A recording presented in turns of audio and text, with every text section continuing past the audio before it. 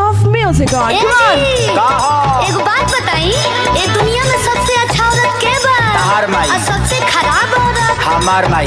ये दुनिया में सबसे अच्छा आदमी के बा? तहार बाबू। और सबसे खराब आदमी? हमार बाबू। अच्छा एगो और बात बताई, ये दुनिया में सबसे आज्ञाकारी लड़का के बा? तहार भाई। और सबसे बदमाश लड़का? हमार भाई। Very good baby, very good.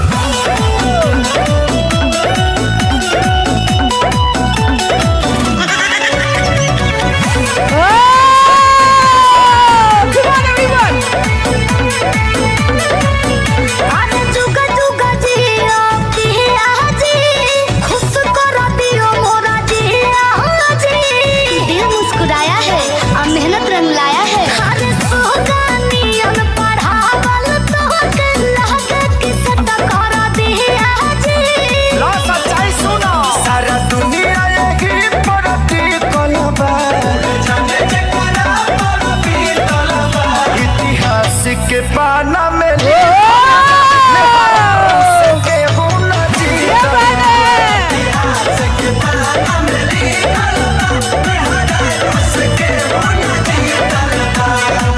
उठा ले रे देवा, उठा ले रे बाबा।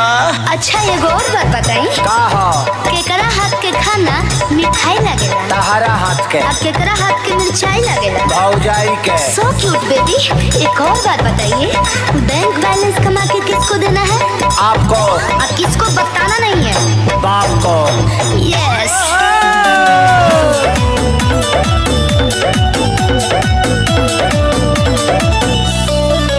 हाँ कल जुग के है सच्चाई बाहो। चुप रहले में सब कर भलाई बाहो। धरती पामे हर राज आइल बाहो। सारा मौलत समाज लड़े राइल बाहो। तू लोग क्या बोलता है? चुपचाप रहो लोग। लम्हेरा रेंज दोनों में बखाता। अच्छा ठोकर लगल पनु गवासी खलबा। इतिहास के पाना में लिखल बा, मेहरारू से के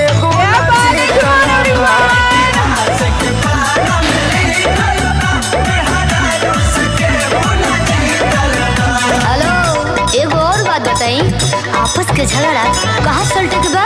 घर में। अब कहाँ बतावे के नहीं थे? तारा नई हर में। एक आखिरी सवाल, ये दुनिया में सबसे सुंदर औरत के? तू। और सबसे खराब आदमी? हम। चलो 3 साल के सिखावल कुछ तो कमाई।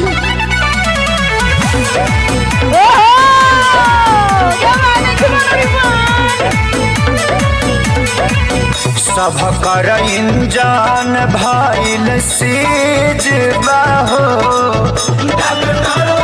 चीज के मरीज बाहो। तो 5 लाख भूले तू तो भइल लीज बाहो।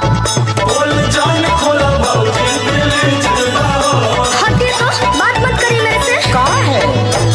अरे लागे खिसियाई गइलू हमारा से प्यारी। बात नहीं करब तो से अखिलेश खेसारी। अरे मान जाना दागो तो नीलो हो अभी धी कलबा।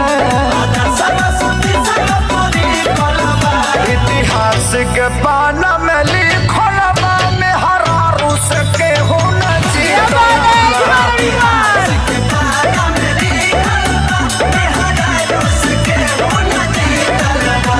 निमन निमन बाहुबली लोग के यहाँ था लग जाला।